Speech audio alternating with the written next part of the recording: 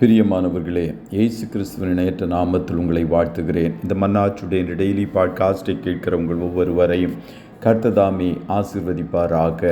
எரேமியா 7வது அதிகாரம் 11வது வசனம் இப்படியாய் கூறுகிறது: என் நாமம் தரிக்கப்பட்ட இந்த ஆலயம் உங்கள் பார்வைக்கு கள்ளர் குகையாயிற்றோ, இதோ நானும் இதை கண்டேன் என்று கர்த்தர் சொல்லுகிறார் என்பதாக.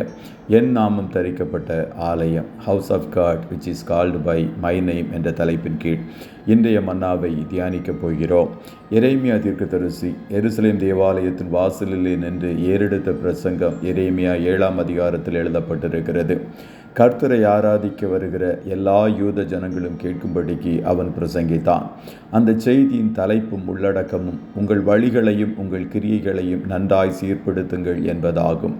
ஆனால் யூதாவின் ஜனங்கள் கர்த்தருடைய செய்திக்கு செவிசாய்க்கவில்லை.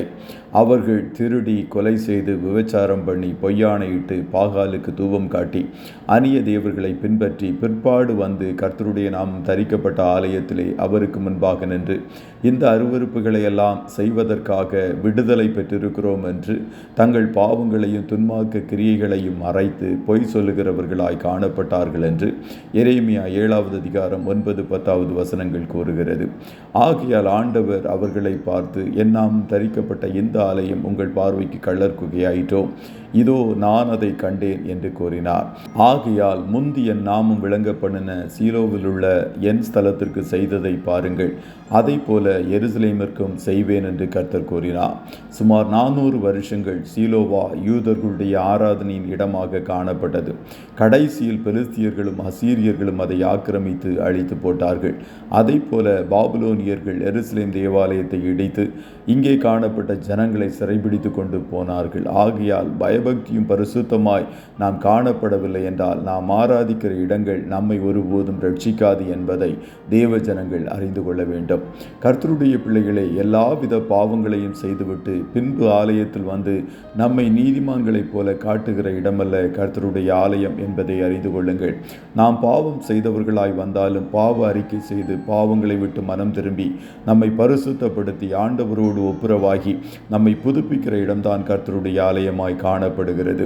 ஆண்டவருடைய சமூகத்தில் வருவதன் நோக்கம் நம்முடைய வழிகளையும் கிரியைகளையும் நன்றாய் சீர்படுத்துவதற்கு என்பதை புரிந்து கொள்ளுங்கள். ஒரு நாள் இயேசு எருசலேம் தேவாலயத்தில் வந்த வேளையில் அங்கே விற்கிறவர்களும் கொள்ளுகிறவர்களும் திரளாய் ஆலயத்தில் காணப்பட்டார்கள். உடனே ஆண்டவர் அவர்கள் எல்லோரையும் வெளியே துரத்தி காசுக்காரருடைய பலகைகளையும் புறா விற்கிறவர்களின் ஆசனங்களையும் கவிழ்த்து போட்டு, என்னுடைய வீடு ஜெப வீடு என்னப்படும் என்று எழுதியிருக்கிறது, நீங்களோ அதை கள்ளர் குகையாக்கினீர்கள் என்று எரேமியாவின் வார்த்தைகளை கூறி அவர்களை கடிந்து கொண்டார். அநேக சபைகள் வணிக வளாகங்களாகவும் பொழுதுபோக்கு மையங்களாகவும் இந்நாட்களில் காணப்படுகிறது. இஸ்ரவேல் ஜனங்களின் பாளையத்தின் எல்லைகள் எங்கிலும் புளிப்பு காணப்படக்கூடாது என்று கர்த்தர் எச்சரித்தார்.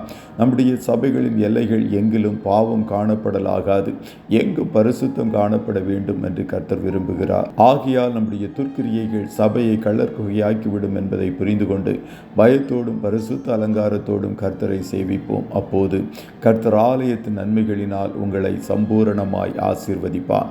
கர்த்ததாமே உங்கள் ஒவ்வொருவரையும் ஆசீர்வதிப்பாராக. ஜெபம் செய்வோமா?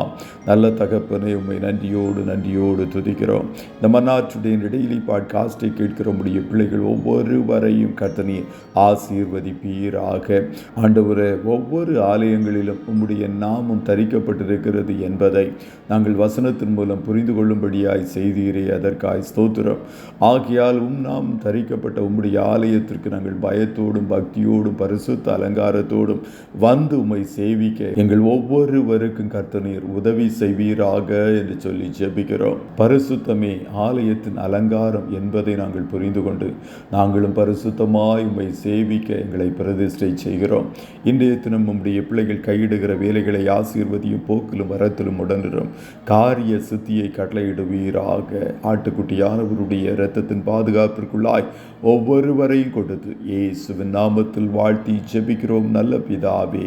ஆமென், ஆமென்.